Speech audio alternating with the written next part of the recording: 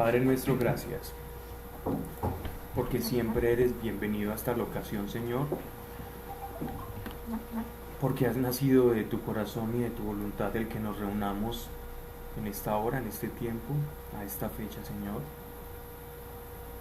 todos con vidas diferentes, pero unidos bajo tu misma sombrilla, Padre. Nuestro motivo acá es unánime, Señor, y es comprender cuál es tu revelación, y en esa revelación conocerte mejor, y conociéndote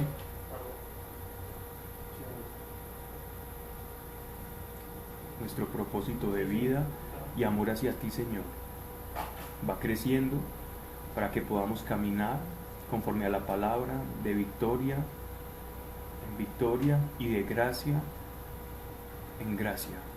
Esa es tu promesa, esa es la promesa para los que te buscamos. Y aquí, Señor, que no quepa la menor duda en ninguno de nosotros, estamos reunidos para buscarte y a través de tu palabra conocerte y forjar herramientas en medio de tu revelación, que no se diga aquí cosa alguna que no esté de acuerdo con tu palabra, no nos interesa. Si es así, Señor, sáquelas primeramente de quien habla, también de quienes escuchan. No permitas que hablemos por hablar o enseñemos por enseñar o por cumplir una rutina o una agenda o un mero compromiso, porque nuestro verdadero compromiso es conocerte. Esa es nuestra tarea, ese es nuestro anhelo, ese es nuestro fin, y que así sea, Señor, en esta hora, en este lugar. Bienvenido tú acá, Señor. Amén y amén. Ok, estábamos terminando. Ya Sari, que es la monitora elegida. Segunda de Pedro, capítulo 3, versículo 11.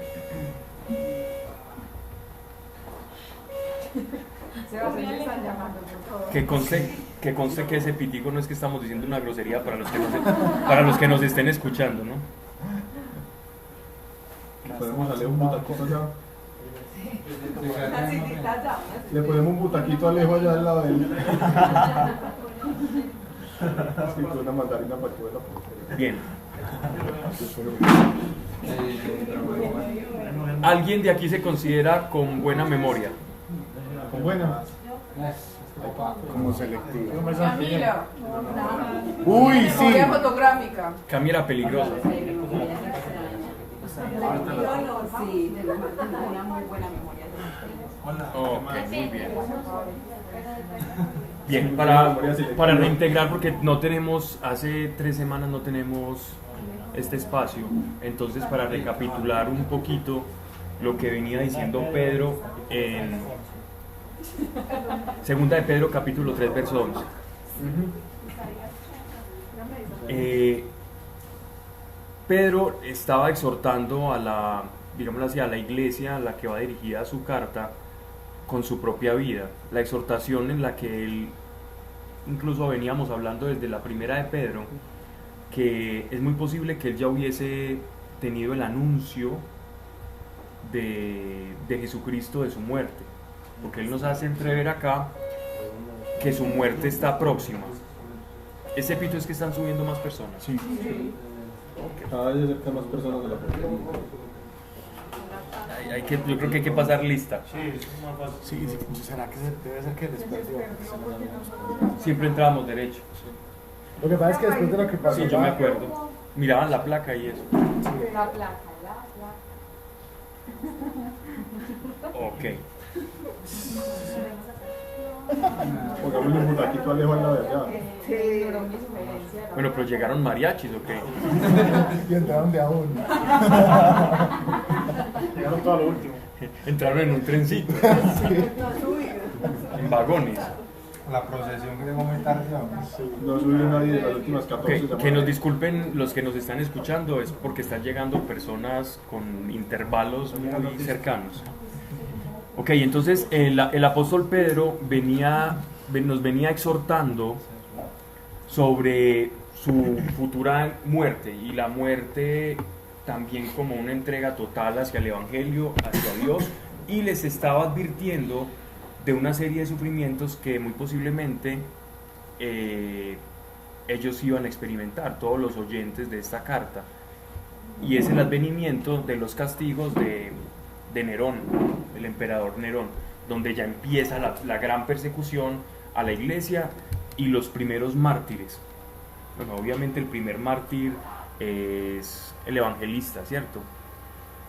Y Santiago el apóstol, pero después de ellos ya sí va a venir como una época de gran martirio y cristianos e iglesias completamente devastadas por, digámoslo así, por los edictos de los emperadores.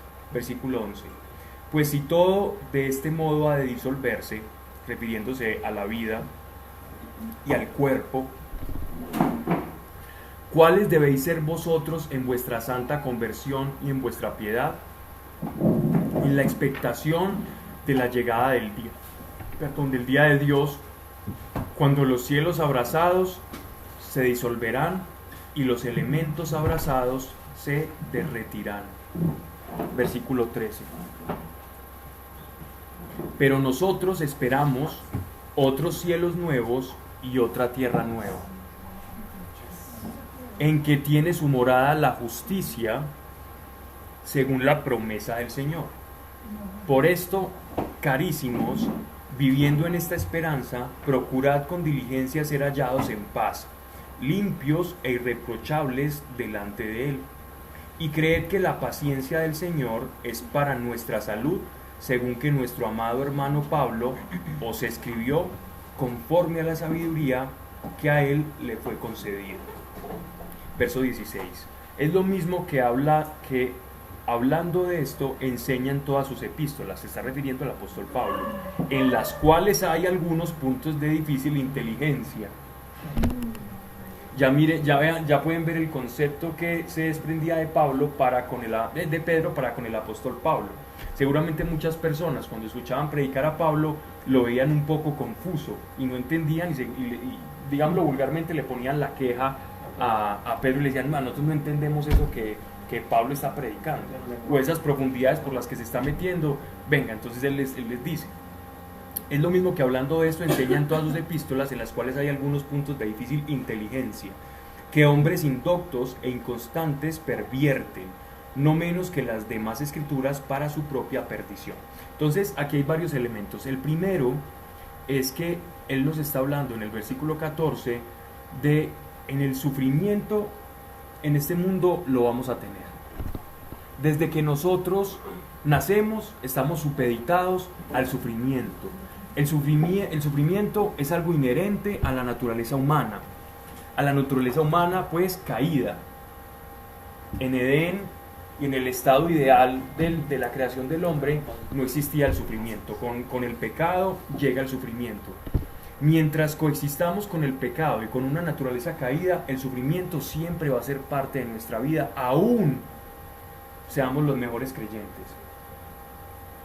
Porque muchas veces nosotros pensamos que el sufrimiento es un síntoma o lo asociamos necesariamente a algo culposo o a un pecado oculto, o lo asociamos a algo que estamos haciendo mal con Dios, o que yo no estoy practicando los principios de Dios, entonces por eso estoy sufriendo. Y muchas veces el sufrimiento simplemente es o hace parte de nuestra naturaleza caída, y con él siempre vamos a tener que lidiar. El papa, el pastor, el creyente, el santo o el inconverso, siempre durante toda nuestra vida vamos a tener que lidiar en alguna otra oportunidad por el sufrimiento. Pero lo cual no quiere decir que hay sufrimiento que sí nos causamos por hacer las cosas mal, pero no todo sufrimiento es desierto por causas o por pecados, ¿no?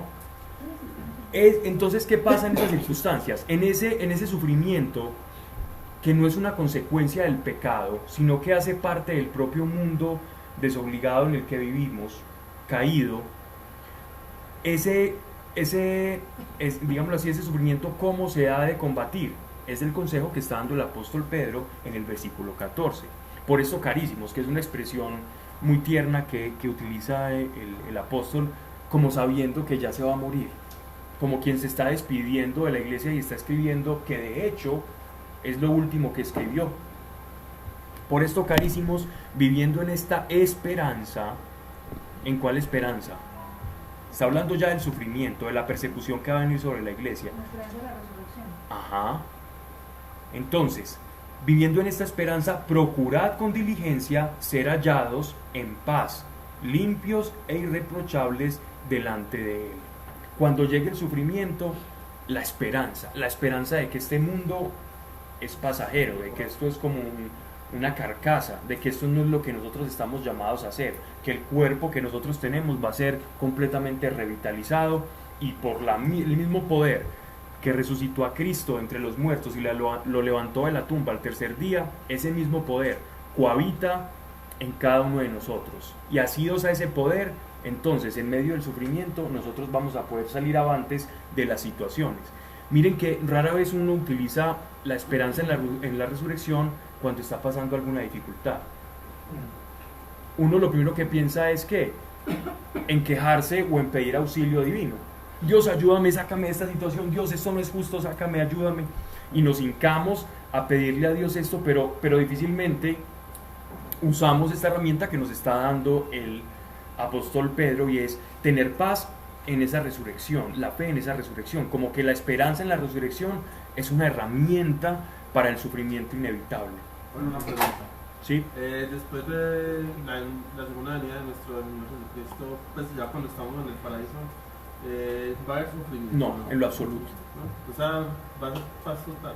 Sí, completa. No va a haber el sufrimiento no va a ser parte de nuestra naturaleza ni de la naturaleza del mundo. Exacto. Valga la aclaración. Viviendo en esta esperanza, procurad con diligencia, gracias, ser hallados en paz, limpios y reprochables. Ser hallados en paz es que no haya contradicción entre nuestro ser y nuestro hacer, entre mi identidad y lo que yo estoy o cómo la estoy manifestando. En ese sentido, yo voy a poder ser sorprendido por el sufrimiento, pero en mí va a haber la paz de que yo he hecho lo correcto y de que no es mi conciencia la que no me está produciendo ese sufrimiento, ni me está acusando, sino que simplemente es por una naturaleza caída que hay en el mundo, limpios y irreprochables delante de Él con E mayúscula. Y creed que la paciencia del Señor es para nuestra salud, según que nuestro amado hermano Pablo os escribió conforme a la sabiduría a la que le fue concedida.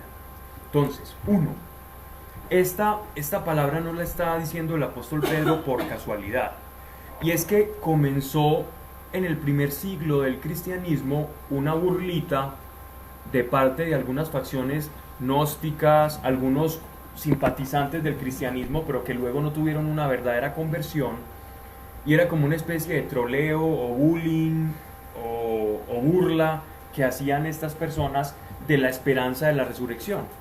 Y es que cuando ya pasan 60 años de iglesia, después del Pentecostés, estamos en el año 68 después de Cristo, y ellos escuchan a los predicadores decir: prepárense porque Cristo viene pronto, pero Cristo no viene pronto.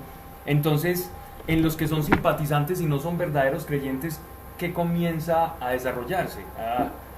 Mira, esto es tilín, tilín y nada de paleta, ¿cierto? Hablan y hablan y hablan, pero a ver, ¿dónde está el Mesías? ¿Dónde está el nuevo nacimiento? Sí, ok, vemos cosas espirituales, sobrenaturales, pero este cuento ya no lo estamos creyendo.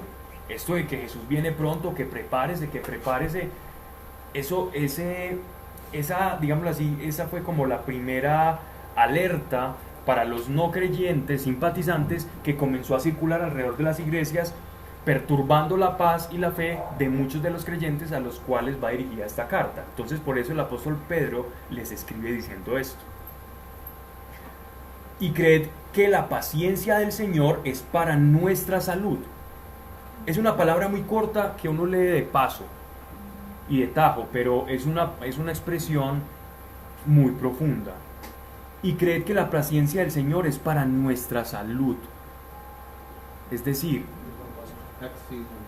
Él está, la salvación, perfecto. Él está, es como si en la misericordia de Dios quisiera que tantas personas entraran en su reino y fuesen predicadas, que dilatara el tiempo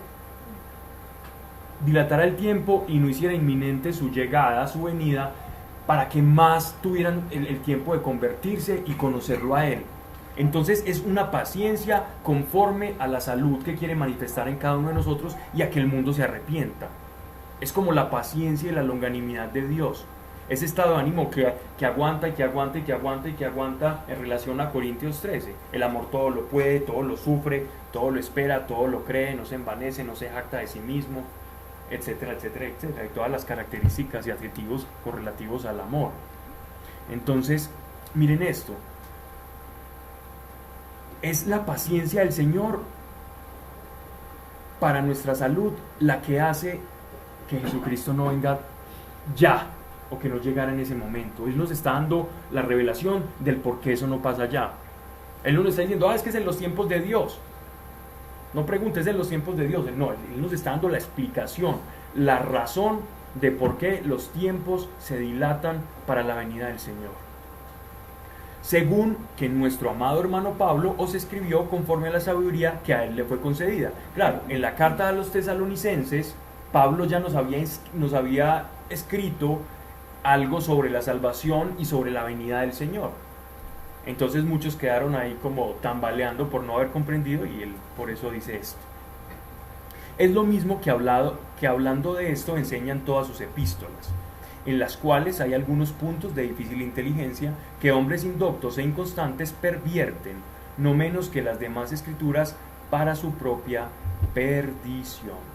¿Cómo pervertían la palabra de Pablo? Entonces, una manera en la que él está diciendo que pervertían la enseñanza del apóstol Pablo era precisamente quitándole a la gracia o sumándole a la gracia lo que no es gracia, o restándole lo que es la verdadera gracia.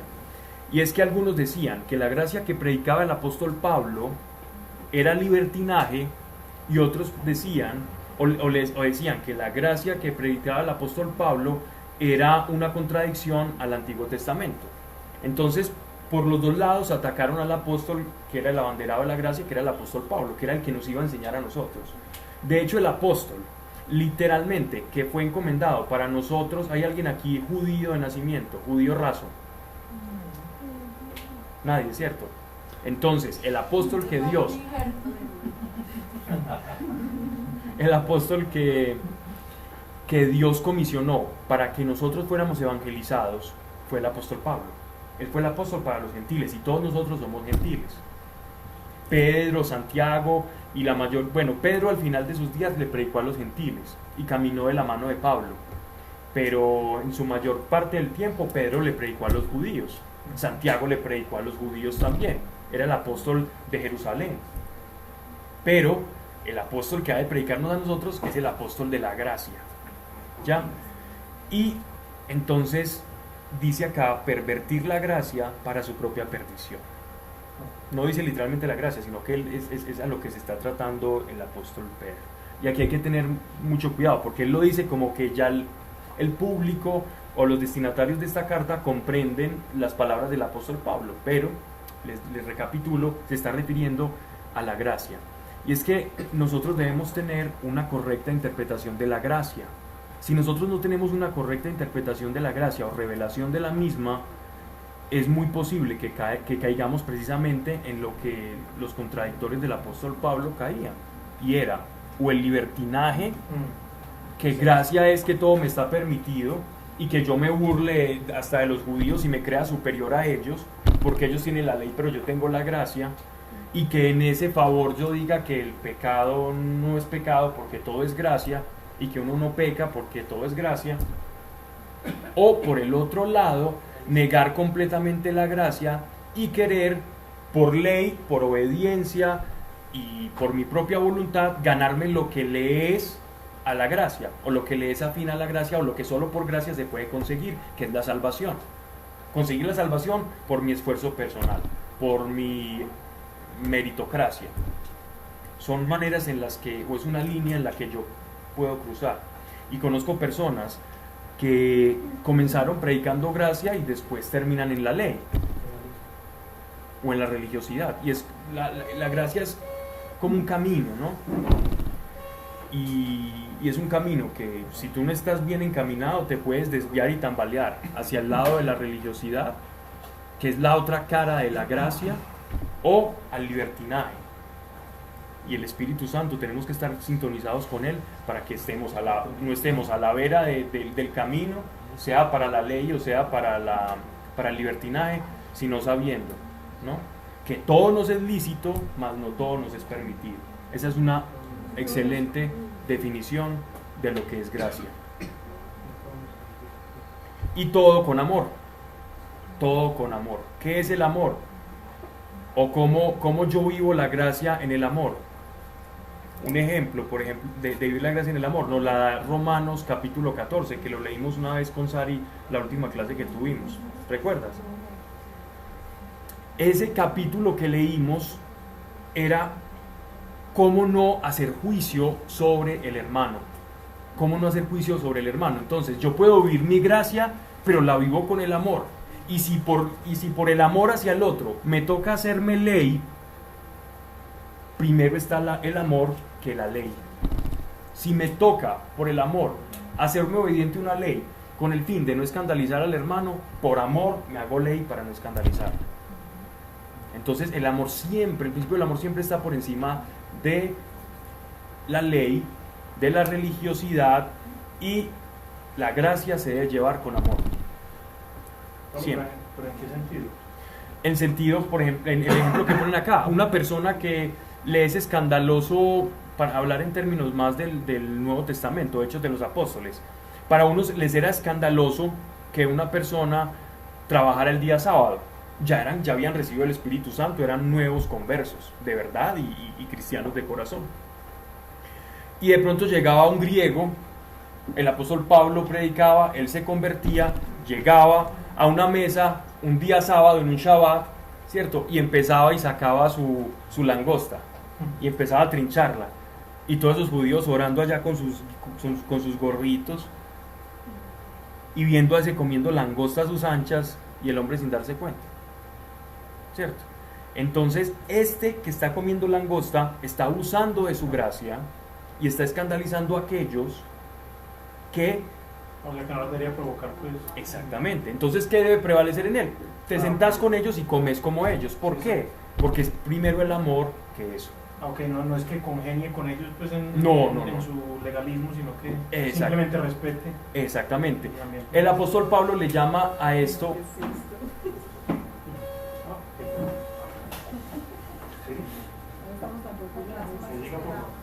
Antes que anunciaron hasta Manuel y todo. Sí, que Manuel. Se bilocó. La verdad es que cuando está aquí. ¿Qué pasa? El apóstol Pablo le llama a estas personas el fuerte y el débil en la fe. El débil en la fe es proclive al escándalo. ¡Ay, qué escándalo! ¡Ay, hizo esto! ¡Ay, ¿por qué no hizo esto lo otro? El débil en la fe se va a escandalizar de cualquier cosa. Entonces, ¿qué debe hacer la persona que ya lleva tiempo en la fe? No procures el escándalo de esa persona. ¿Para qué? Para evitarle una congestión. No lo escandalices. El neófito se escandaliza fácilmente. La persona madura en la fe no se escandaliza con esas cosas. ¿Por qué? Porque ya ha visto pasar una y otra vez y cómo el Espíritu Santo actúa y termina transformando a la persona y enseñándole lo que es la verdadera gracia. Entonces, pero por amor se hace débil en la fe. Y ese era el trabajo del apóstol Pablo. No tengo que estar de acuerdo con ellos, no, como lo digo, pero simplemente respeto. Por amor. Sí, por amor. El respeto, bien, para que haya respeto debe haber primero amor. Sí, realmente eso, porque uno cuando está tan nuevo uno claro, cae demasiado en eso, ¿no? Es normal. Pero en uno escandalizar al otro inmediatamente, o sea, cuando uno está nuevo y alguien hace como algo, uno es como... Pero es que mira que es justamente eso, la debilidad de la fe, como los pañales de la fe. Yo tengo una pregunta. Yo tengo una pregunta, y si uno ya está bajo la gracia y ve eso a unos manes que están diciéndole a otro man, no, es que usted lo están judaizando. Entonces, por decirlo de alguna manera, sí. Sí. Pues como debería actuar uno como creyente. Esperaría que terminaran de judaizarlo para agraciarlo después. Pero sin ellos al lado. ¿Cierto? Porque va a terminar la pobre persona en una confusión, una diatriba, una cosa. No. El pobre sí, o termina súper confundido. Pero quien viviendo la libertad de la gracia termina en la religiosidad fue porque de verdad nunca comprendió la verdadera gracia. Porque es como vivir en la libertad y quererme meter en un calzo, en una celda ahí oscuro, encerrado. Bien, todo en orden entonces. Seguimos al versículo 17. Versículo 17 ya el apóstol Pedro se va despidiendo y estas fueron sus últimas casi que palabras escritas antes de entregar su vida al martirio. Vosotros pues, amados, que de antemano sois avisados. ¿Avisados de qué? De la persecución que van a sufrir y de todas estas vicisitudes que como iglesia de Cristo han de padecer de la misma forma que el Maestro padeció. Porque me han escuchado mucho decir lo siguiente, y es las palabras de nuestro Señor Jesucristo: ningún discípulo es más que su Maestro. ¿Qué quiere decir eso? No se refiere a conocimiento, a capacidad intelectual y a esas cosas, se refiere a que de la misma suerte del agua que tú has bebido, de esa misma suerte va a correr por ti, esa misma agua vas a correr. Entonces nosotros en alguna u otra manera, por nuestra fe, somos burlados, somos blasfemados, somos ridiculizados, etcétera, etcétera. Solo en estas famosas redes sociales pongo una opinión: yo creo en Dios, no creo en el aborto, creo que yo voy a resucitar. Y miren a ver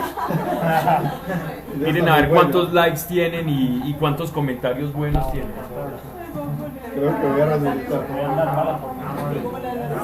Y se van a dar cuenta de que no son, se van a dar cuenta de que aunque parezca que somos muchos, más bien somos pocos. Entonces corremos con la misma suerte del Maestro. ¿Okay? Eso es lo que significa esa palabra. No significa que Cristo está diciendo soy el insuperable, aunque de hecho lo es. Pero Él no está diciendo eso, Él está diciendo de la misma suerte que yo correré, han de correr todos aquellos que creen en mi nombre. Vosotros pues, amados, que de antemano sois avisados, estad alerta. No sea que, dejándoos llevar del error de los libertinos, refiriéndose a la gracia de la que yo estaba hablando ahorita, los libertinos eran aquellos que vulgarizaban la gracia, vengáis a decaer en vuestra firmeza. Vengáis a decaer en vuestra firmeza. Creced más bien en la gracia, o sea que en la gracia nosotros podemos crecer. Diciendo, creced más bien en la gracia. ¿Qué es la gracia? ¿Qué es? Un favor inmerecido. Un favor inmerecido. Entonces, si es un favor inmerecido, ¿qué quiere decir? O trascenderá solo la definición de gracia, que es muy correcta lo que me acaban de decir. ¿Cuál es el principio o qué significa esa gracia para vivir? ¿Cómo yo puedo vivir? Ok, tengo un favor inmerecido. Si yo tengo un favor inmerecido, ¿cómo se vive con ese favor inmerecido? Pero al unísono, y ni siquiera estaba pensando en eso. Agradecido, perfecto, excelente, un corazón agradecido, perfecto. No hay nada que podamos hacer. ¿Y cómo es un corazón agradecido? ¿Cómo camina un corazón agradecido? ¿Dice qué? Libre, muy bien. Feliz. No. Por la libertad, sí, feliz. Gozoso. Y una cosa que siempre decimos y que yo le escucho mucho a María Alejandra. Grito. No. Es que no es en mis fuerzas, Sabiendo que es en las fuerzas de Dios. Cuando yo camino en un favor inmerecido, ¿qué quiere decir? Yo no soy dueño de esto que está pasando dentro de mí, que se llama amor de Dios. Cristo en mí, por lo tanto, es el encargado de mí. Yo me vuelvo un siervo y después de siervo me vuelvo un hijo y comienzo a caminar así. Primero con corazón de siervo, Señor, yo obedezco. Después un corazón de hijo que empieza a apoderarse de mí. Y por último ya una intimidad y una amistad con Dios tremenda. Entonces ese es como el llamado que nos está haciendo a Él. Entonces la gracia, entonces está la alerta, no sea que dejándonos llevar del error de los libertinos. O sea, los libertinos, claro, en esa libertad de la que estaba hablando Sebastián, yo pase al libertinaje, al abusar de esa gracia, y a pensar que entonces yo puedo estar en todas partes y hacer de todo porque conozco tanto el amor de Dios y es como el hijo libertino o el hijo desjuiciado que se sale de la casa y que no escucha, rebelde, es exactamente igual, que menosprecia la regla. Y sobre todo,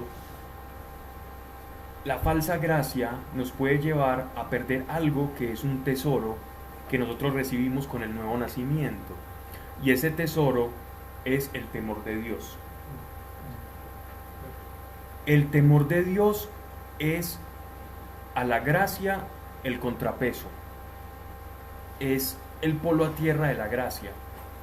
Los hijos de Dios no obramos mal conforme a la libertad que tenemos, porque hay un principio dentro de nosotros, por medio del Espíritu Santo, que se llama el temor de Dios, que no es miedo a Dios, que no es pánico a Dios, sino es una reverencia por algo que ustedes dijeron al principio, de agradecimiento. Un corazón agradecido es un corazón que le teme a Dios, porque en ese agradecimiento hay reverencia, y en esa reverencia hay temor, y en ese temor hay capacidad de conciencia para elegir lo bueno y separar la paja del trigo. Entonces el temor de Dios y la gracia siempre deben de estar balanceados para que no se produzca en nuestro interior el libertinaje. O sea, que dejéndonos llevar del error de los libertinos, vengáis a decaer en vuestra firmeza. ¿Cuál es la firmeza? La firmeza de la convicción de lo que estamos llamados a hacer y de nuestra identidad. Verso 18. Creced más bien en la gracia, en esto, por lo que hablábamos, y en el conocimiento de nuestro Señor y Salvador Jesucristo. La gracia, uno, acompañado del conocimiento de Cristo. Yo puedo caminar con gracia y sin conocimiento. Pero el problema es que si camino solo con la gracia y sin el conocimiento, puedo ser desviado por mi fascinación racional. ¿A qué me refiero con fascinación racional? A que sí, yo tengo una experiencia de Dios, pero encuentro por allá a alguien que me predica algo con una lógica muy buena, muy interesante, y me dice que allá en la Antártida encontraron unos seres de quinta dimensión y que está pasando esto en el mundo y te organiza todo. Y como yo no tengo esa gracia y empiezo ya a dejarme seducir por esos cuentos que posiblemente le gusten a mi razón, entonces empiece a alejarme del conocimiento de Cristo y ahí mi gracia va a tambalear. Gracia, temor de Dios y conocimiento de Cristo. Pilares fundamentales para caminar firmes en el Señor. Gracia, temor de Dios como contrapeso y conocimiento de Cristo, que es lo que estamos haciendo hoy, aquí, en este tiempo, en este espacio, reunidos hablando. Bueno, pero el temor no es como sinónimo de miedo, como... Lo que pasa es que la traducción temor de Dios es una traducción que se hace del idioma hebreo, ¿cierto?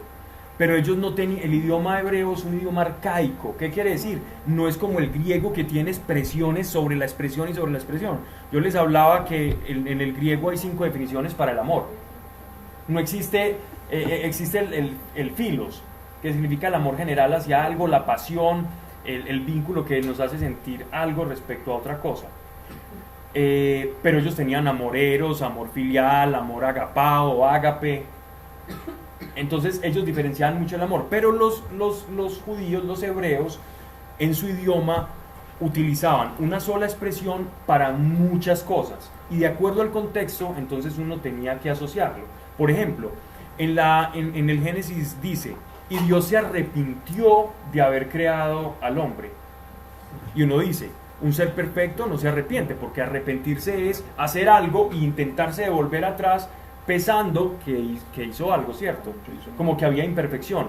Pero entonces los rabinos o los eruditos judíos, ¿cómo explican eso al idioma moderno, ¿cierto? A idiomas o a lenguas más modernas que tienen otros vínculos.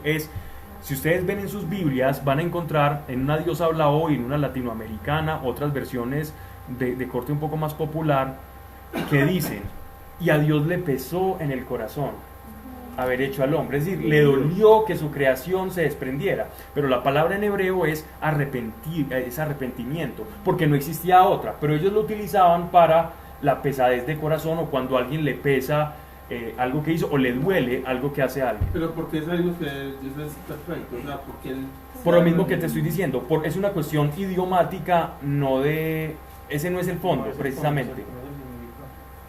Porque en el hebreo la palabra arrepentimiento también se utilizaba para un pésame, ¿cierto? Para un pésame en el corazón. Entonces con el hebreo uno tiene que leer el contexto para identificar algunas palabras, porque ellos no tenían un diccionario tan amplio como el de los griegos. ¿Ya?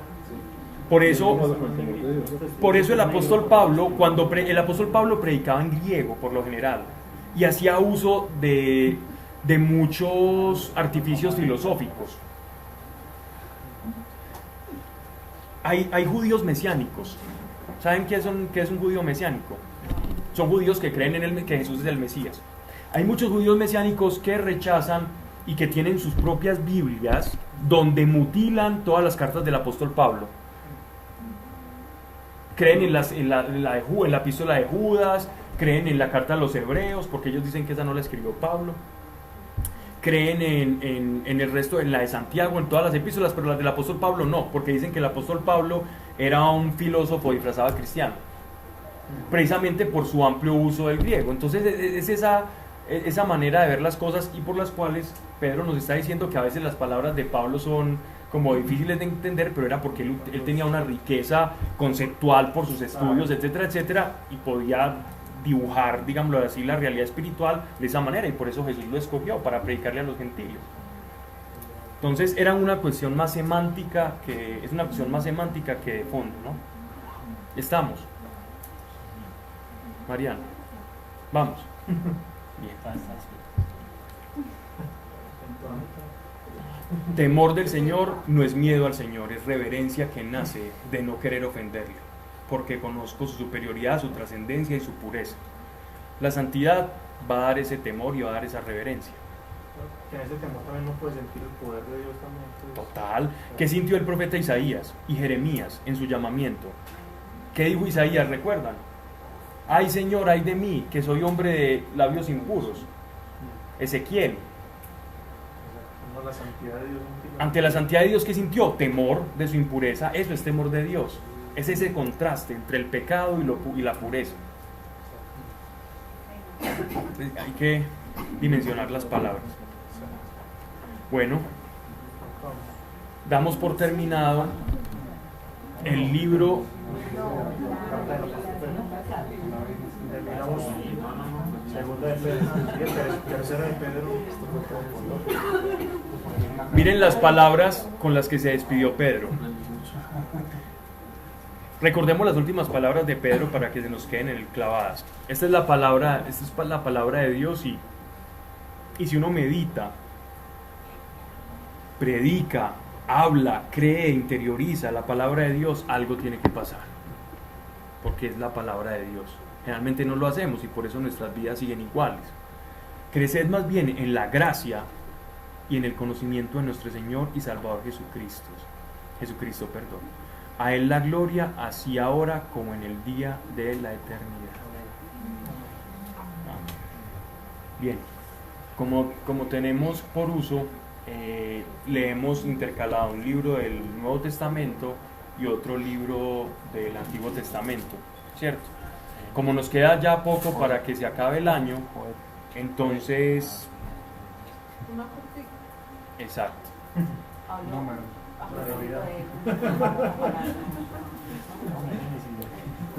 Paramos ya como los días donde las personas se van a fincas o vacacionan, pero seguimos hasta cuando la masa crítica o el grueso de personas diga ya. Pablo, ¿cómo crecemos en la gracia? Yo creo que ya había hecho la pregunta, pero tengo que volver a aprender, no aprendí. Vea, sí. Comiendo mucho de todo esto. Andrea, vea lo que Pablo está diciendo. Creced más bien en la gracia. Crecer en la gracia significa no crecer por aprenderse preceptos y por un autoperfeccionamiento donde yo tengo las riendas de mi vida, sino dejándome llevar y guiar por el Espíritu. Es el camino de ser dócil. Quien se deja hallar por la gracia es quién Dios está trabajando todo el tiempo, o quién está permitiendo que Dios trabaje en que sea dócil, como aquel caballo que le están quebrando el cuello para que pueda girar para un lado o para el otro, y eso duele. Yo he visto a los caballos cuando eso se llama arrendar, ¿cierto? Que le hacen eso y a ellos les duele y están encabritados y ya después son dóciles. De esa misma manera es dejarse llevar por la gracia. O yo lucho como el apóstol Pablo cuando luchó con la gracia. El llamamiento del apóstol Pablo es precisamente el motivo de su predicación. ¿Tú por qué das golpes contra el aguijón? El aguijón es la rienda del caballo que utilizaban, así se le llamaba el aguijón, como la espuela. ¿Tú por qué luchas contra la espuela? Entre más luches, más le va a doler. Entre el caballo con el frenillo más moleste, más le va a tallar las encías. Entonces, sea dócil a la gracia, y él fue el apóstol de la gracia. Por eso su llamamiento es conforme a su enseñanza, ¿no? Para hacer más fidedigno su querigma, su anuncio. ¿Algo más? ¿Qué me estabas diciendo? No sé, que me fui por la periferia. Era eso. Pablo, pero entonces, crecer en la gracia, o sea, lo que se refiere... Crecer en la gracia era una secta que se llamaba Creciendo en Gracia, donde Jesús de Miranda se hacía tatuar el 666 y eso. Pero nada que ver. Dime, Mariana. O sea, es que para mí es muy difícil eso, Pablo, porque yo no sé... Obediencia. No, porque es que la gracia es, o sea, yo entiendo, pero como lo que estás diciendo de la rienda, entonces es como... Lo que pasa es que vos ves relacionada la obediencia con la ley, ¿cierto? Con sí, dejarse llevar. No sé si la obediencia, entonces uno caiga en la ley y no en la gracia. No, la obediencia siempre es y será una virtud. La obediencia siempre es y será una virtud. Así ahora, no se esfuerce. No, ahora el problema es a qué le estoy obedeciendo. El problema no es la obediencia como concepto, el problema es a quién le estoy obedeciendo. ¿Y cómo? ¿Le estoy obedeciendo a Dios o a mí mismo? Acordate que los judíos eran los más juiciosos de los juiciosos y Dios se lo decía. Y hacían hasta más de lo que claro, tenían y que se lo obedecer. decían. Acordate el pelado que llega donde Jesús y le dice: maestro, te quiero seguir. Y él le dice: listo, vaya, cumpla con toda la ley. Y él le dice: yo la cumplo toda. Y él que le dice: Jesús, bien has dicho, no la cumplía toda. No, la cumplía toda, pero en realidad no cumplía nada. No, y en Santiago 2.10 dice que vos puedes cumplir la ley completa, pero si llegas a fallar en el decreto más pequeño es como si lo hubieras embarrado en Se hace todo. transgresor de todo. Y él estaba fallando en una cosa diminuta, pero la más importante, que el corazón, o sea, que no la cumplía de corazón para Dios, sino que de hecho por eso es que Jesús, miren que una de las profecías, y eso lo leímos en Isaías, que había sobre el Señor, es que él iba a revelar la intención de los corazones de muchos, y en ese momento hace justamente eso, porque este hombre, después de que le dice esto a Jesús, y Jesús le dice: bien has dicho, él le dice: listo, entonces vaya y venda todo lo que tiene y déselo a los pobres, y se dice que se va muy triste porque era muy rico, o sea, en realidad no cumplía la ley. Tenía amor más a los riquezos que seguir a Cristo. Incumplía el primero, o sea que cumplía a los otros nominalmente, pero no de corazón. No primero lo amaba a Dios de todo corazón. Bueno, por gracia vaya. De ahí ya todo es ley y no hay nada. Pero entonces cuando uno está en la gracia, uno obedece la ley por amor, o sea, ni siquiera nace, ni siquiera que no te aquí imponerse todo cumplir esto solo. Pero a veces, ojo Mariana, a veces la obediencia como virtud a la ley del espíritu duele, pero ¿a quién le duele? A la carne. Le duele a la carne. El dolor a la carne, tú puedes estar interpretando que ese fustigar la carne sea legalismo, pero no, para nada. La carne siempre va a doler. La ley del espíritu siempre va en contravía de la ley de la carne, y a la carne le duele. Al espíritu no le duele. Al espíritu le duele cuando se aleja de Dios y se genera en nosotros un vacío y una anomalía espiritual terrible que nos lleva a pensarnos: yo porque estoy aquí, yo no quiero vivir más, que pereza, Dios, llévame ya. Eso es una anomalía espiritual, o es una síntomas de una enfermedad espiritual o de alejamiento de Dios. Así yo crea estar muy cerca. Por el otro lado está el querer responder a Dios y que mi carne sufra, y a eso tú le llames obediencia. Esa obediencia en este caso sería una obediencia virtuosa, correcta y como el caballo Que le duele un poquito. Vos decís Que le duele un poquito su cuello. ¿En qué sentido hablas de que le duele a la carne? Le duele a la carne, por ejemplo. ¿Te molesta pues como debe ser? Le molesta todo lo que sea espiritual.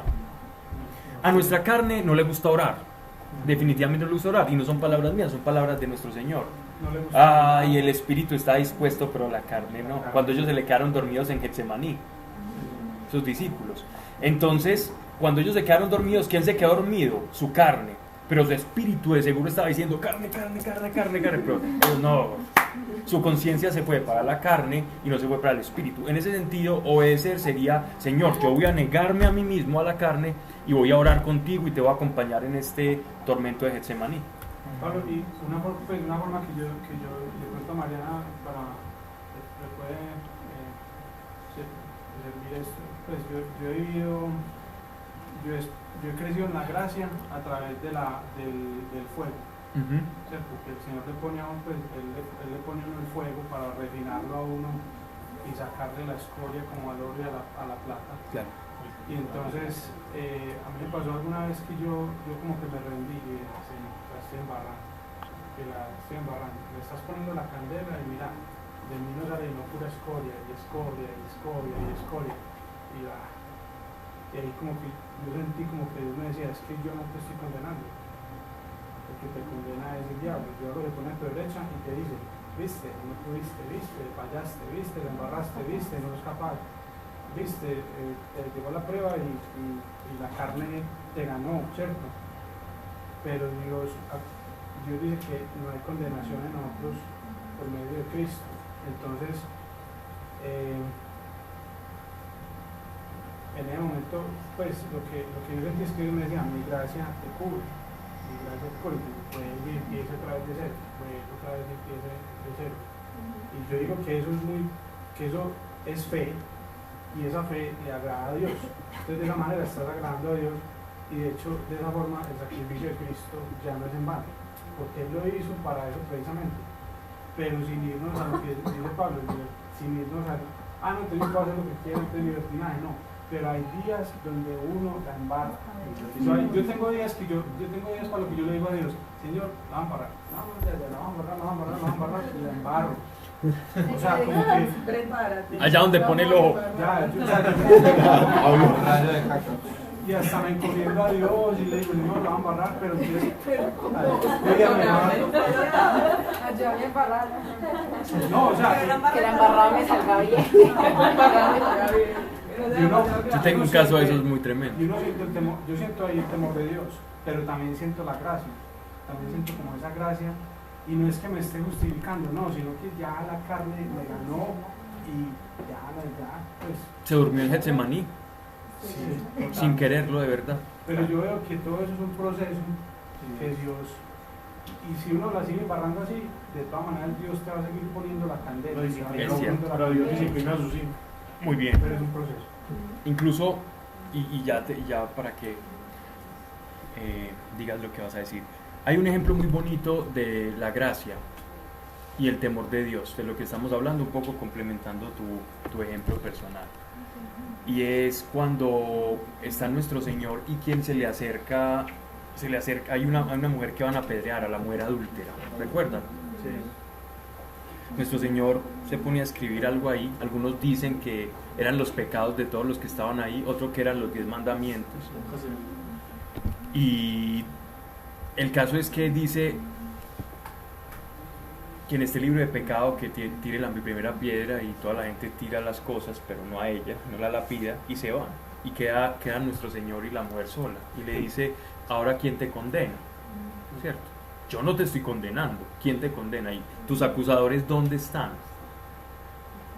Gracia, perdón. Y después, ¿qué le dice? Vete y no peques más. Temor de Dios. Gracia y temor de Dios. Los pilares que han de sostener nuestra vida como creyentes.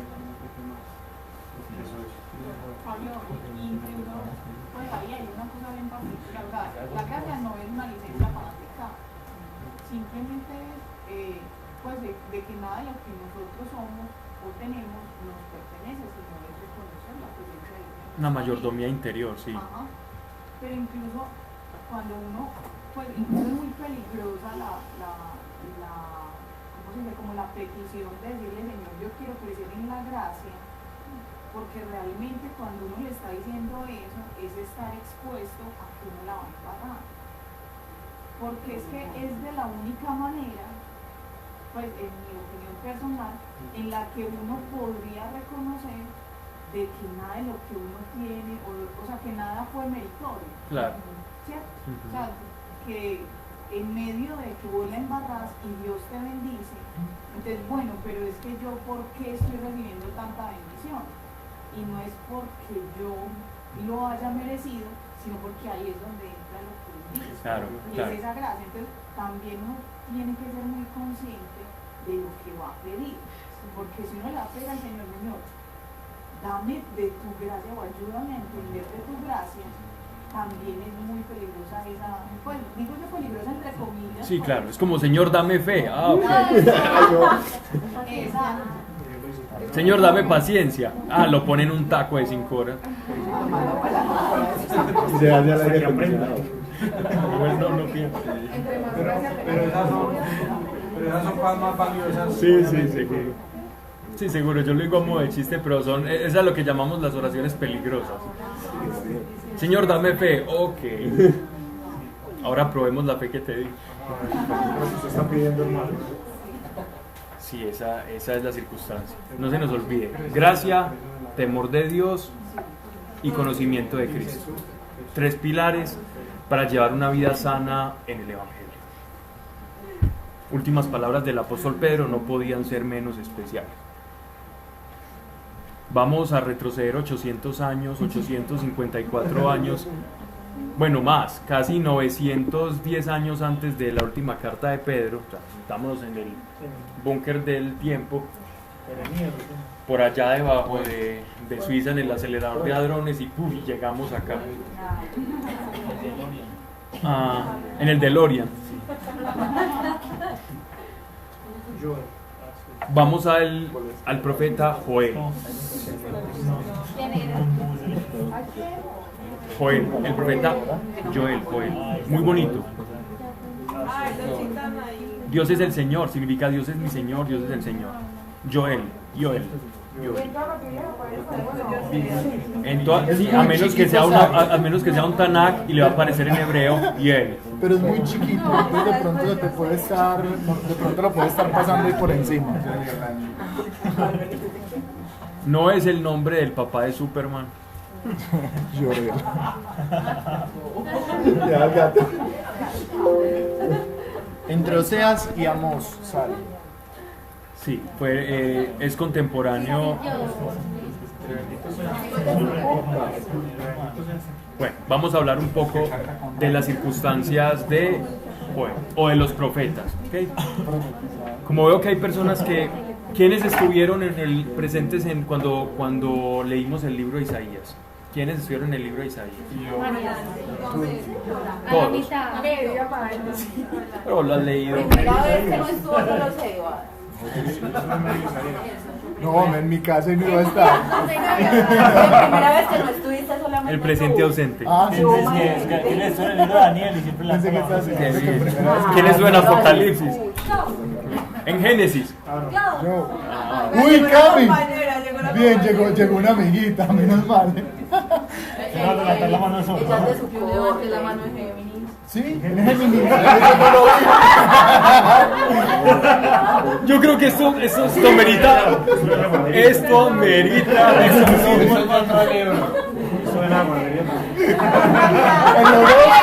El horóscopo no Se vio en cambia. mi casa, se vio en mi casa. Esa es la clase. Lo vimos con Merlín rondando por ahí. Una reconversión. Clau, Pablo, a mí me tocó 2 veces Génesis, en la casa de Salis y Sí, en la donde casa. Aquí Claudia. maestría en Génesis. A mí me tocó Génesis en la casa de Claudio. doctorado, tiene PhD en Génesis. comienza. De esa época es la foto que mandaron de Halloween de esos días. Comiendo de la mano de Julio. Uy, como cocinada. Bien, ok. Vamos. El 9 fue que se encontró el vino. ¿En qué se encontró qué? Ahí fue donde se creó el vino, el 9. Ah,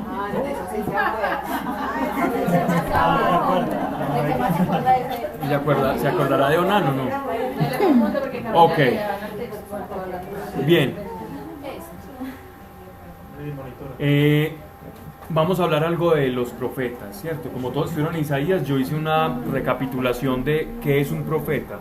¿Recuerdan cuando hablábamos, para empezar, porque yo sé que hay muchos nuevos que nos están escuchando y me han hecho como la petición algunos que recapitule, que hable cosas y que no las considere como que y las pase de largo? Hay una diferencia, o qué nos hace diferentes a nosotros como iglesia, receptores del Espíritu Santo que mora dentro de nosotros y es Dios dentro de nosotros, con los profetas del Antiguo Testamento. ¿Qué diferencia hay entre nosotros? Recuerde que Pedro Pedro en su primera carta decía que nosotros somos ¿quién? Sacerdotes, profetas y reyes, ¿cierto? Que es como la trifunción del creyente, o la tridignidad que nosotros tenemos en Cristo por estar el Espíritu Santo en nosotros. Claudia nos acaba de decir, el Espíritu Santo mora en nosotros. A diferencia de los profetas, la palabra profeta es aquel que anuncia, ¿no? No es un agorero, no es alguien que adivina el futuro, no es un pitonizo, no. El profeta es aquel que recibe un mensaje de Dios para exhortar, para consolar o para animar al pueblo. Entonces es aquel que consuela, conforta y edifica. Claro, guía es todo eso. Cuando usted une esas tres cosas, usted va a recibir una guía. Cuando usted lo exhorta, lo están guiando. Cuando usted le están vaticinando algo, si usted sigue haciendo esto, le va a pasar esto, ahí está el futuro de por medio, le están vaticinando algo, entonces lo está guiando a que no haga eso, o deje de hacer algo, o haga algo que no está haciendo. Era una guía. Entonces el profeta cumple esas funciones. ¿Cómo se medía el profeta? Por la consolación, por la edificación y por la exhortación, que es el llamar a un cambio de estilo de vida. Ejemplo, el profeta Jonás, cuando le fue a predicar a los ciudadanos de Nínive, capital de Asiria. Jonás tenía miedo, no, yo no me voy donde esa gente, esos tipos son conocidos como muy bárbaros, allá me matan. Se lo tragó la ballena y allá lo llevó a Nínive, a Jonás. Predicó, ¿qué predicó? Que cambiaran la idolatría, incluso el maltrato animal que tenían. Hasta eso tiene el mensaje de Jonás. ¿Qué pasó? Los de Nínive se convirtieron, dijeron, uy, no, sí, sintieron temor de Dios, no, esto nos va a pasar, y le creyeron a Jonás, y cambiaron su actitud, y no les aconteció aquello que Jonás les llevaba como mensaje de no cambiar. Otras veces los profetas decían, como en el caso de Jeremías, no los escuchaban porque les parecía a los reyes palabras muy duras, y como no los escuchaban les pasaba lo que él había vaticinado, ¿cierto? Entonces tanto en negativo como en positivo podemos ver en cuanto a consecuencias el no acatar o recibir la palabra del profeta, que es palabra directa de Dios. Vale.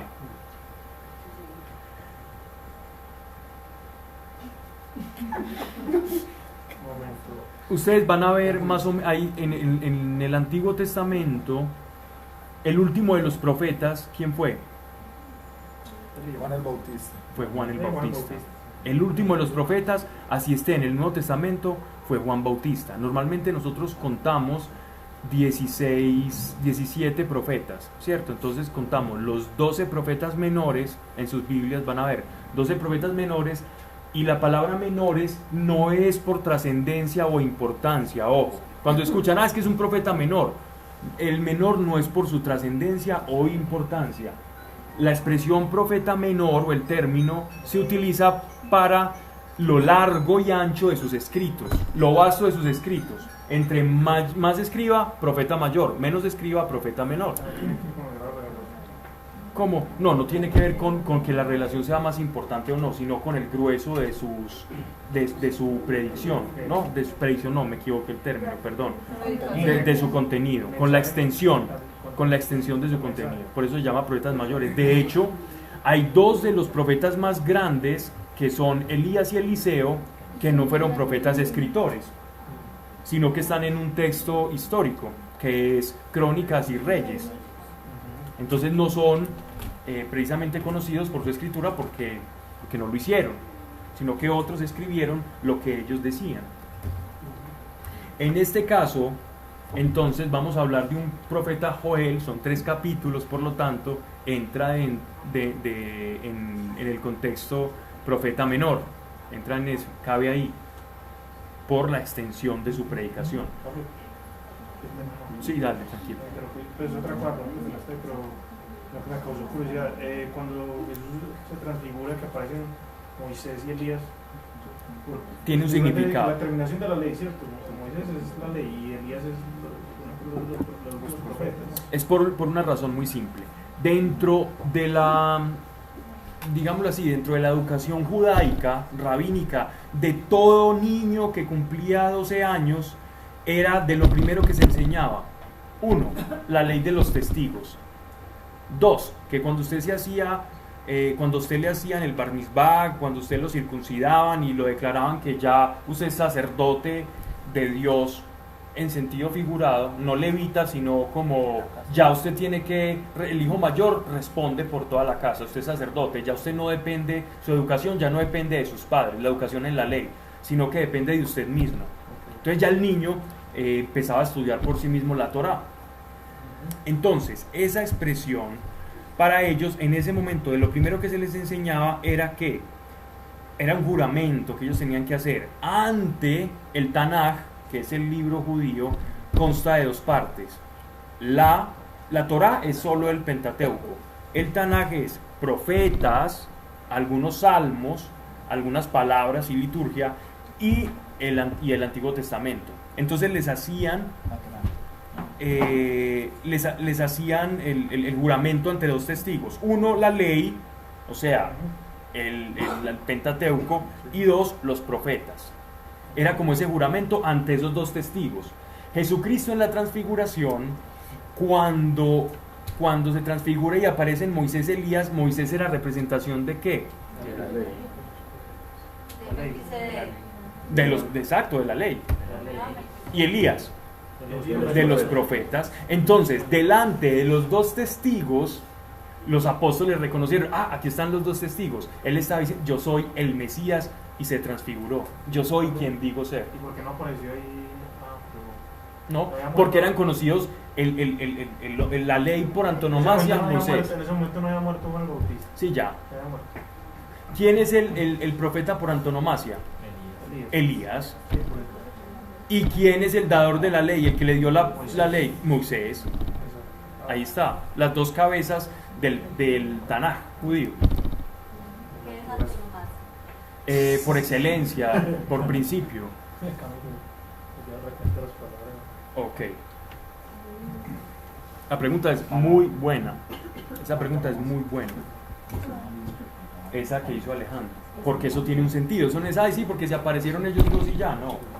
Tiene el sentido judío donde los mismos apóstoles interpretaron y conocieron.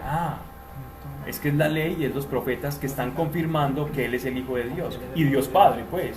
Y Cristo dijo que no vino a anular otra ley, sino hacerla cumplir. O sea, fue judío rejudío, Jesús. Profeta, sacerdote, Pablo, y de hecho, pues yo, que si es judío rejudío, ¿cierto? Y yo, por ejemplo, y hay una profecía en el libro de Isaías que dice que en el final de los tiempos uno tomará para sí el nombre de Israel. Y una de las cosas que yo siento en mi corazón es, yo soy israelita, pero no nada que ver con sangre, ni con genealogía, ni nada de eso, sino yo soy israelita, porque es que nosotros fuimos injertados en Cristo, que es Israel. Claro, total. Nosotros somos hijos de Abraham y herederos y coherederos de Abraham por la inserción a la cabeza que es Cristo. Y si Cristo está en el Padre y nosotros estamos en Cristo, todo lo que es para Él es para mí.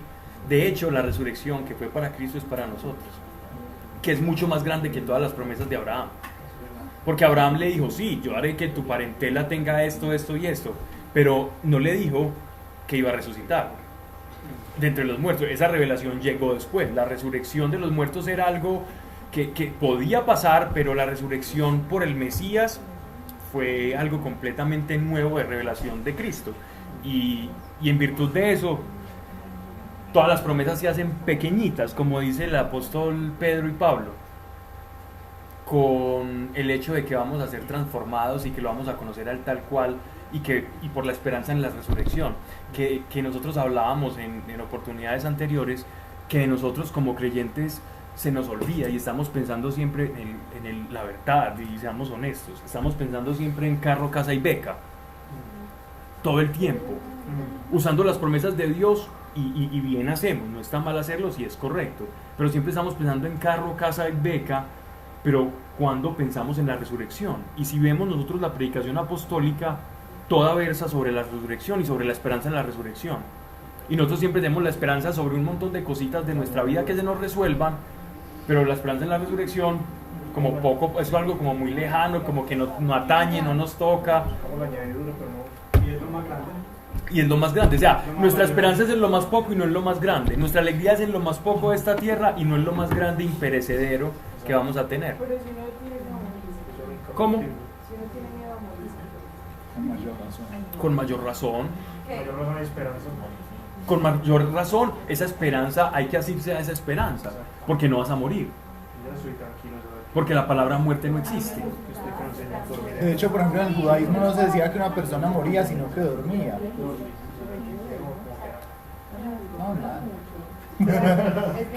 No, que de hecho lo que decía Pablo, que la palabra muerte no existe. De hecho, en el judaísmo, por ejemplo, en alusión como a esa esperanza de la vida futura, la palabra muerte para ellos no valía, sino más bien era dormir. Pablo la utiliza en la carta a los tesalonicenses. No sean como aquellos que no creen y lloran a sus muertos, porque no conocen la esperanza o no tienen la esperanza de la resurrección. Y es que a una voz, con voz de arcángel, llegará y resucitarán primero aquellos que fallecieron primero, y después nosotros, creyendo él que le iba a tocar eso. Sí, uno nota en las palabras de Pablo que él estaba convencido de que él le iba a tocar. Fue un 28 de diciembre o algo así. Pero sí, Sí, porque Pablo estaba convencido de que él iba a tocar la resurrección del Señor. Entre tanto, y eso le pasa a todos los, voy a utilizar una palabra que no me gusta, pero todos los místicos o personas muy cercanas de corazón a la experiencia del Espíritu Santo y de Dios, es como que ven inminente el fin de los tiempos, porque para Dios es inminente. Entonces vos te empezás a apoderar de esa noción del tiempo de Dios y intentarla acoplar a esta es complejo, y el apóstol Pablo vivía en ese estado, y por eso se burlaron de los cristianos. Por eso se han burlado los cristianos, se quedaron esperando todo el tiempo, y mire, ya estamos en el 2017 y a ver, todavía siguen diciendo, ahora sí. Yo me imagino los cristianos del holocausto nazi o de esa época pre-segunda guerra mundial. Vea, este es el anticristo, se cree Dios, todos lo adoran como Dios, se hace llamar el Dios, la raza superior, está matando judíos. No, este es el anticristo, aquí fue el fin del mundo, confiénsense en todos y arrepiéntanse. ¿Cierto? Porque todo parecía indicar que. Como nosotros ahora. Pero hay otras señales que pasaron por alto que son muy claras, ¿cierto? Entre otras. El tercer templo. El templo, empezando por eso. Yo el día que construyan el templo. Se confiesa. Ese día nos confesamos. Hacía falta cambio. Ese día alquilamos finquita y nos vamos a orar todos. El día que que sacrifiquen la vaca roja. Un charco. Bueno, María, las palabras están quedando grabadas. No nos comprometemos con lo que diga Sebas acá en esta. Que eso nació de. Más que esa voz se parecía a la mía. Bueno, no. Dale. Una pregunta, ahí que están hablando del templo, pero ¿y cómo van a construir el templo si ellos ni siquiera saben dónde es el altar, dónde era el último altar de los tiempos de, pues cuando estuvieron el segundo templo? Hay mapas romanos. Y no hay genealogía nadie de los levitas. Ya la tienen, quién sabe cómo la sacaron, pero ya la tienen. Ya hay sumo sacerdote nombrado desde hace 2 años. Y por otro lado, hay arquetipos de dónde estaba ubicada el Santo Santorum, por los historiadores romanos. Pero entonces, ¿cuál templo van a construir? La réplica del Herodes. Sí, o sea, y entonces que ahí les dejo una pregunta ahí, no sé. Entonces, la profecía de Ezequiel, del templo que profetiza Ezequiel, porque esa profecía no habla de un templo del milenio como tal, porque mira que todavía hay pecado, todavía hay seres humanos que pecan y el príncipe que tiene hijos y todo eso, y en el milenio ya eso no va. Entonces, ¿eso qué? No, eso nos indica que el levantamiento de ese tercer templo es un templo falso. Pero entonces el de Ezequiel, el que profetiza Ezequiel, porque ahí está dicho en la escritura que la gloria del Señor retorna a ese templo, y ese templo es muy distinto al templo que Dios le dijo a Moisés que hiciera, y al tabernáculo que después con el claro. templo, porque ese templo ya no hay velo. Y cuando Cristo murió, eso fue lo primero que pasó, se rompió el velo. Pues una cosa que yo creo, y yo sé que esto es una cosa que ninguna doctrina evangélica pues que empiece a pitar ese cosito ya. Yo les voy a decir algo y ya ustedes, yo no sé, pongan las manos de Dios, arrójelo pues. Lo que yo creo es esto, y es que esa profecía de ese templo es una profecía que habla de un templo muy distinto, o sea, que es completamente diferente al templo terrenal, al templo de Salomón. Pero si es un templo terrenal, si uno la lee, es un templo terrenal, porque inclusive habla ahí que el templo va a estar en la porción del príncipe, los ministros, los oficios, exacto, todo eso, que van a haber ovejas, que hay una zona de 250 metros alrededor de la ciudad que es para que pasten las ovejas y el ganado y todo eso. Entonces, nos está hablando ahí de un templo que es para seres humanos de carne y de sangre que todavía pecan, porque inclusive dice que el príncipe va a tener hijos y que si tiene un pecado, que el sacrificio y esto y lo otro, en fin. Pero es un templo que no es el templo que los judíos van a construir, porque ese templo que si ellos lo construyen sería el templo de Salomón, ¿cierto? Pero ahí está, lo que uno no puede ignorar es que ahí está la profecía ya dicha por Ezequiel. Eso es algo que no se ha cumplido. Entonces lo que yo creo es esto. Dice también en la palabra que va a llegar el tiempo donde ya Israel no van a ser dos casas. Yo creo que eso va a pasar obviamente cuando ya se establezca el milenio de Cristo, porque ya todo se hace perfecto, ¿cierto? Y ya los que estemos ahí, que somos de Cristo, estaremos con cuerpos ya gloriosos, resucitados. Porque la misma palabra dice que cuando Cristo venga, va a resucitar los muertos primero, los muertos en Cristo, y los que estemos vivos en ese momento seremos transformados.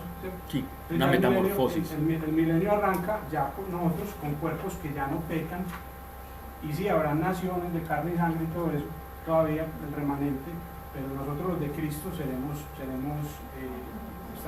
ya sin pecado. Entonces, lo que yo creo es que ese templo es una profecía que no se ha cumplido, y Dios dice que Él va a reunir a los israelitas, a su pueblo de las cuatro esquinas de las cuatro esquinas. Sí.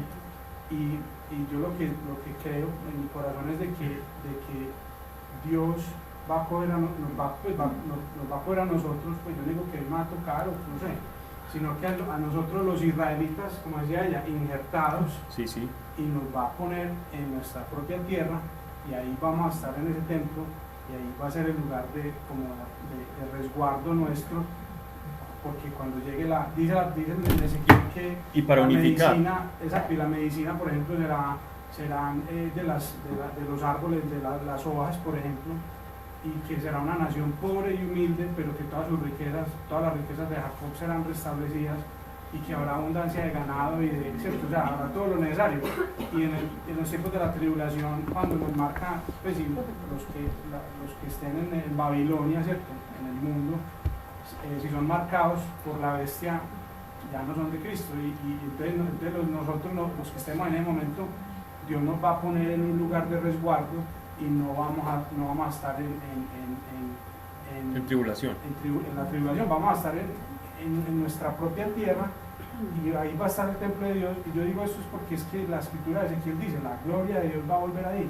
Y lo de los sacrificios y todo ese tema, yo no lo veo como algo del otro mundo, como volver a la ley, no, porque yo iba, bacán. Yo, por ejemplo, yo me hago carnes asadas en la casa y yo le digo, Señor, mira, a usted gusta el olor de la carne, ¿cierto? Yo se la ofrezco a Dios, pero no por obligación. Un solomito del pulpito bien. Eso, pero es como por amor a Dios. Entonces digo que Dios ahí lo que va a hacer es que nos va a restablecer una cultura. O sea, imagínate que Dios nos ponga a nosotros en un... esa es una profecía y si está profetizado se va a cumplir, punto. Entonces Dios nos pone en nuestra propia tierra, nos pone en nuestro propio país, se construye el templo y la cultura de nosotros todavía paisa.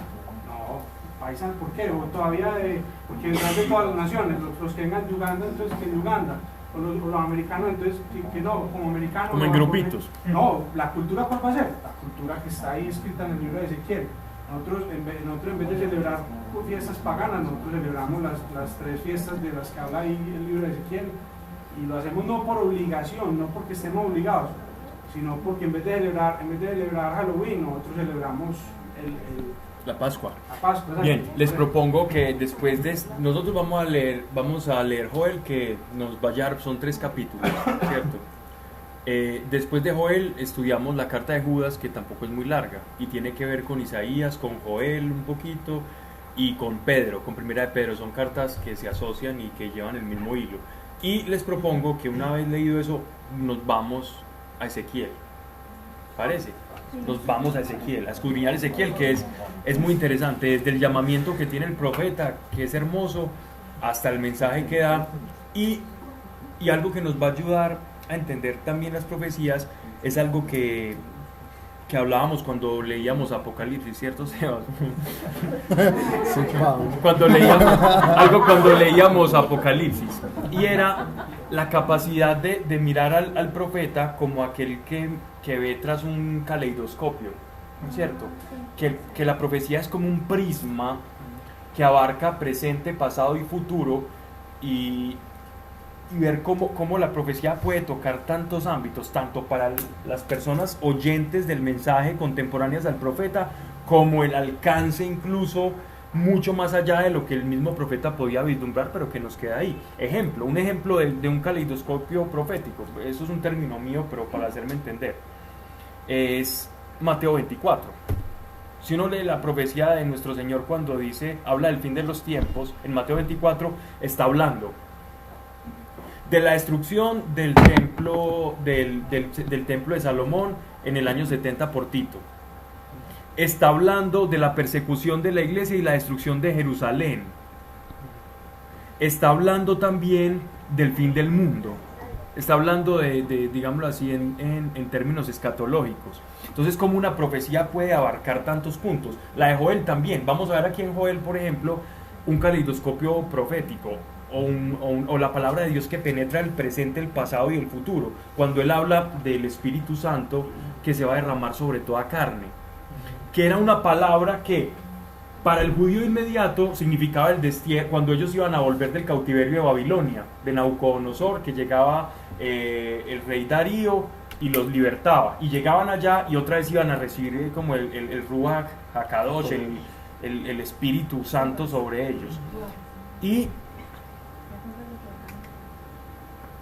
por otro lado, ellos iban a recibir esa presencia del Espíritu Santo. Y por otro lado, el apóstol Pedro, con la inspiración del Espíritu Santo, como aquellos discípulos de Maús que se les quitó el velo de entender las Escrituras a todo sentido pleno, el apóstol Pedro comenzó su predicación, diciendo ante 5,000 hombres: aquí hoy se ha cumplido, señores, lo que ha sido dicho por el profeta Joel, que en estos tiempos, pero en estos tiempos después del cautiverio también ellos recibieron parte de esta profecía. Entonces, cuando uno entiende la profecía en ese sentido caleidoscópico que va más allá del presente, pasado y futuro, la profecía cobra una riqueza impresionante y nos deja ver a nosotros o nos quita de esas inconsistencias racionales, porque como nuestra mente es lineal, es completamente lineal, entonces nosotros somos seres lineales intentando comprender la palabra de Dios que no tiene nada que ver con ser lineal. Y Pablo, y por ejemplo, lo que vos decís una acá que la explicaste, pero súper bien, que yo no, esa caleidoscopio, bueno. No, es que, o sea, yo nunca había pensado en esa palabra. ¿Jugaste con esas cositas cuando uno era chiquito? Entonces, a los ochenteritos nos tocó eso. Y Dios esas profecías que él da son, por ejemplo, cuando hay una que hablaba del templo, hablaba de Salomón, ¿cierto? Refiriéndose a Salomón específicamente, pero cuando uno la lee con el Espíritu Santo, uno se da cuenta que está hablando del Señor Jesucristo claro. También. Entonces aplica ahí en ese momento, pero también aplica en el futuro. Entonces, como si la palabra de Dios fuera una cosa que sí, como en un eterno presente, como que por eso es que la palabra de Dios dice que está viva, que es eficaz, que es como piedra cortante, que es como cuchillo, que es una palabra de doble filo, que es una espada de doble filo, es decir, te llega al del pasado, al del presente y a los que han de venir.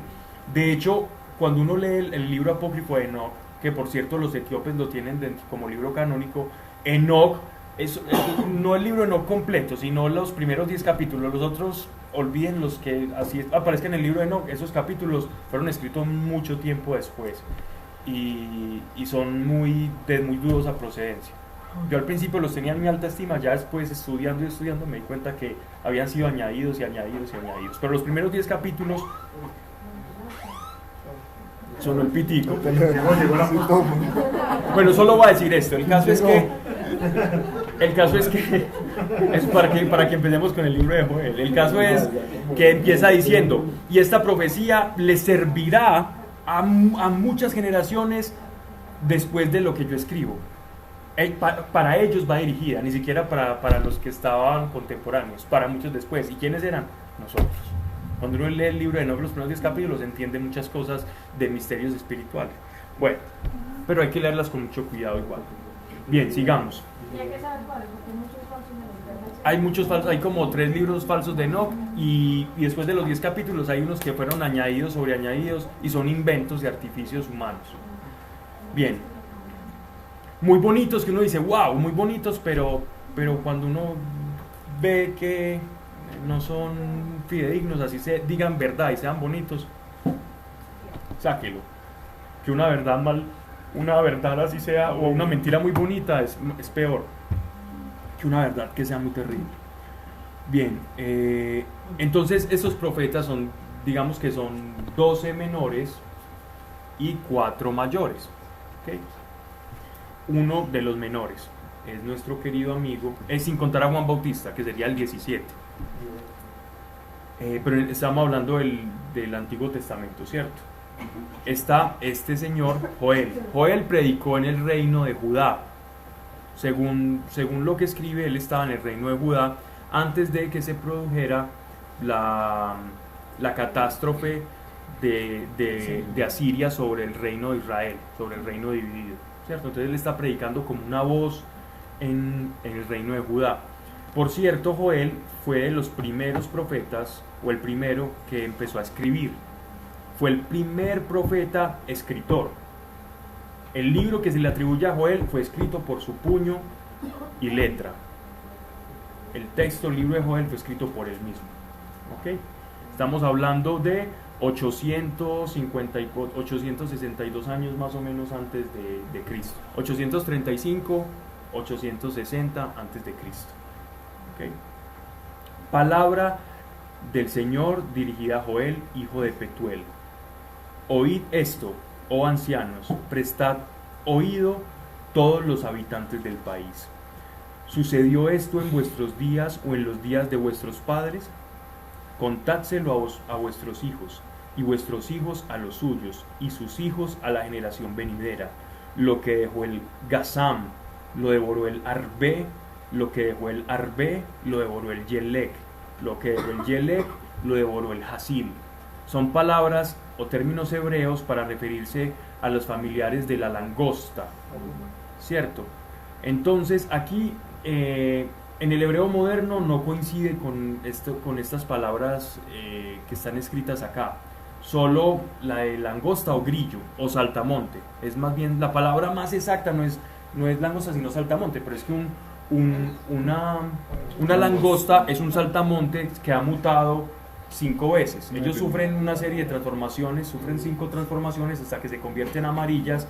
Cuando se convierten amarillas es cuando están en su fase gregaria y es que hacen los enjambres. Ok, pues dejémoslo ahí. Qué juicio, Pau. Aquí se hace lo que yo obedezco, pues qué más. Bueno, ya después vamos a hablar de algo, explicar todo esto. Vamos a meditar en la La langosta es un flagelo. La langosta, ¿saben qué? Algo para terminar. Tanto la langosta como los mosquitos son azotes. No son animales que, ay, tan lindo, la cadena biológica. Es decir, si usted los erradica, si usted erradica los zancudos, los mosquitos, o erradica las langostas de la faz de la tierra, no va a afectar en lo más mínimo el ciclo natural. Son plagas, son azotes. Con todas las ganas. Y si compra esos que electrocutan, mejor.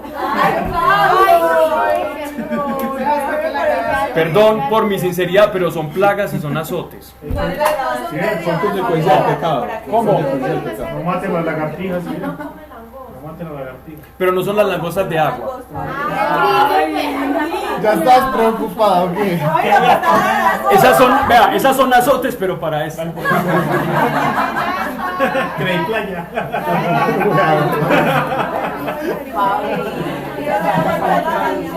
¿Cómo? Las ratas. Lo que pasa es que la rata como tal fue una deformación del ratón campesino. Fue una deformación por la suciedad. La rata como tal fue un ratón que fue adquiriendo vicios en las cañerías y todo eso y fue transmisora de enfermedades. Pero en verdad era un ratón. La rata es un ratón grande que creció bajo unas condiciones. Lo mismo que si usted suelta un marrano mucho tiempo, le empiezan a crecer y se vuelve jabalí sesco. Los marranos salvajes son súper peligrosos. ¿Y las cucarachas no nos plagan? También pues, pero es que son casi inofensivas, son grotescas pero son inofensivas. La langosta, ya vamos, si quieren vamos a hablar en la próxima les vamos a hablar bastante de la langosta, hasta de las mutaciones. Las langostas sufren 5 mutaciones. De hecho, las langostas tienen una peculiaridad muy simpática, y es que ellas son grillitos inofensivos más grandes que un grillo normal, ¿cierto? Y son cafecitas en su etapa primigenia, ¿cierto? Cuando están apenas chiquiticas. Y ellas, cuando hay carestía de alimentos, entonces ellas se empiezan como a juntar, empiezan a soltar una feromona y se empiezan a juntar así, pero cafecitos. Y entonces con el roce de las paticas traseras, ellos empiezan a desarrollar digámoslo así, como se empieza a desarrollar en ellos una necesidad de mutación. Y entran como en una crisálida, en su propio cascarón, en esas ramitas, y se vuelven de otro color, se vuelven verdes. Y se empiezan a volver gregarios, es decir, a tener comunidades, a volverse animales comunes. Y entonces ellos comienzan a volverse gregarios, verdecitos, y cuando llega la temporada de lluvia, ellos ya cambian esa tonalidad verde, otra vez botan ese cascarón y se vuelven amarillos, y salen con alas. Y cuando salen con alas, salen a acabar con todo, y empiezan a reproducirse al millar, y son muy difíciles de encontrar porque ellos ponen sus huevos en el desierto, en lugares muy cálidos, y eclosionan todos esos animalitos y empiezan a salir y otra vez. Y a veces es un animal inofensivo, pero cuando hay escasez de alimentos, ellos se vuelven gregarios, se juntan, se vuelven gregarios, viene la temporada de lluvias y salen a azotar por las corrientes de aire, lo que llamaban el hashim. Los hebreos en las escrituras, ellos le llaman el hashim. El hashim es el viento solano. El viento solano son las corrientes de aire caliente que llegan a través de los desiertos, bien sea del desierto sirio-arábigo o también del norte de África, tipo Marruecos y todas esas partes. En el 2013 hubo una plaga de langostas terrible. Entonces ellos se mueven se van llevando por el viento, y como son tantos y están precisamente en una temporada de escasez, acaban con todo. Y acabaron con poblaciones y con imperios. Plagas de langostas acabaron con imperios. Y eso es lo que le va a pasar al pueblo de Israel antes del cautiverio. Pero también esa profecía va a tener un doble alcance, y es los ejércitos de Nabucodonosor. Pero ya después de eso hablaremos la próxima semana. ¿Sí o no? Padre, gracias por tu amor, gracias por estar con nosotros siempre, Señor. Gracias por el misterio que hay dentro de cada uno de nosotros los que estamos escuchando acá, Señor. Gracias por el misterio que has guardado, Señor, como una semilla que crece dentro de cada uno de nosotros. Porque en el día, Señor, que tú toques tu trompeta, ese misterio que albergamos en nuestro corazón y en nuestro cuerpo va a sorprender a los incrédulos, Señor, y nosotros mismos como iglesia. Aunque sabemos que algo nos va a acontecer, seremos los primeros en sorprendernos de que nunca tu palabra, Señor, nunca tu promesa fue una falsedad, y que tú eres verdad y que eres fiel, Señor. Que ninguna cosa que se haya dicho acá, si ha sido ociosa o palabra no acorde a las Escrituras, permanezca en nuestra mente. No es nuestro interés, mas si es para edificar, que vaya a nuestro corazón y se ponga por obras. En el nombre de Cristo Jesús. Amén. Amén. Buenas noches.